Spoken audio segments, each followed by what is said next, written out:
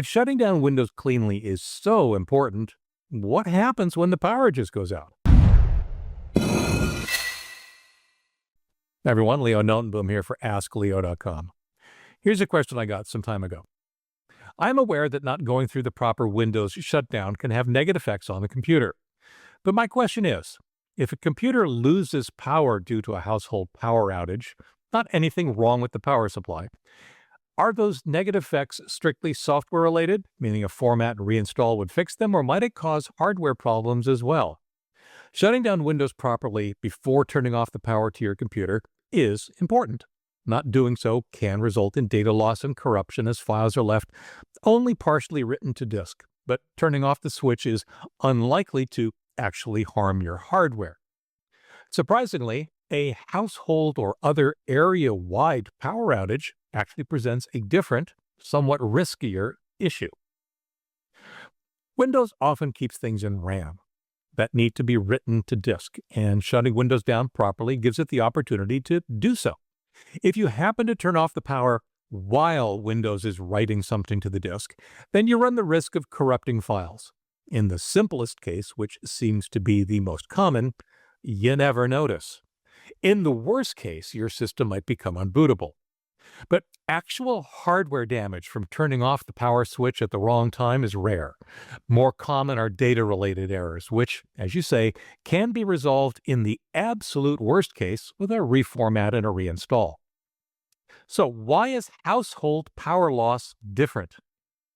Many times it's not. The power just goes off as if someone threw a switch.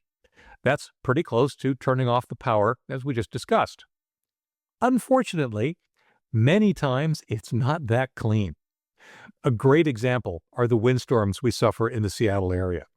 As trees fall onto power lines, various things happen. Power blinks while the power grid automatically reroutes through other circuits, compensating for a supply line that just got cut. Power browns out as power lines begin to short or fall onto trees and other structures where they make a partial connection. Brownouts occur when the voltage on the line falls to levels lower than the normal 120 volts used here in the United States. Power surges as power lines short with each other or fall onto other electrical equipment. A surge pushes the voltage above the normal 120 volts. Automated equipment is supposed to cut the power when this happens, but the leading edge of that surge always makes it out to customers in some form. After any of the above, power may finally go out. It may go out suddenly, it may brown out and go away, or it may go away in a sudden surge. Even in areas with primarily underground power distribution are still at risk, since the high voltage feeds that bring power are still typically above ground. And of course, situations besides windstorms can cause power failures with all the symptoms I've just described. Losing power to a power outage is typically not nearly as clean as just turning off the switch. And that messiness has the potential to damage connected electrical devices.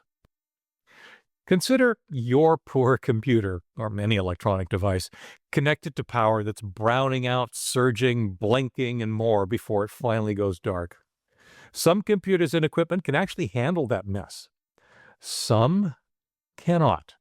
In fact, a lone power surge could damage sensitive or just plain cheap equipment.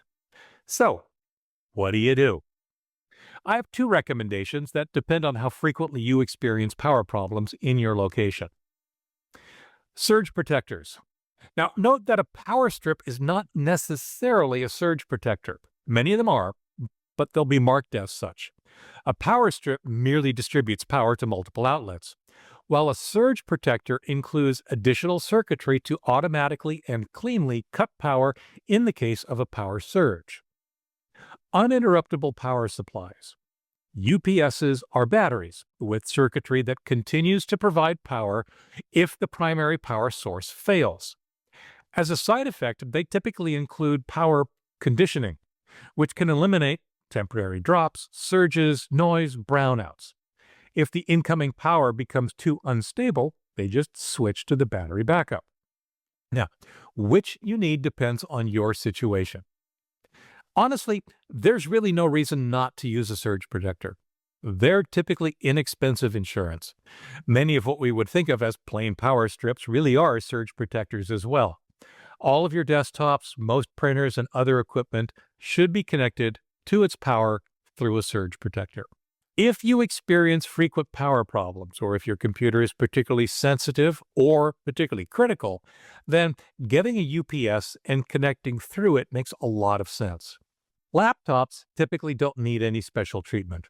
In a sense, a laptop has its own UPS built in, since even when plugged in, it's really running from the battery, which is getting charged back up at the same time. Connecting through a surge protector doesn't hurt. Connecting a laptop through a UPS is somewhat redundant, I suppose, and could actually add an unnecessary drain on the UPS battery if the power went out.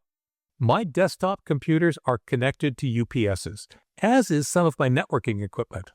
My laptops, of course, will run on their internal batteries in the case of a power failure.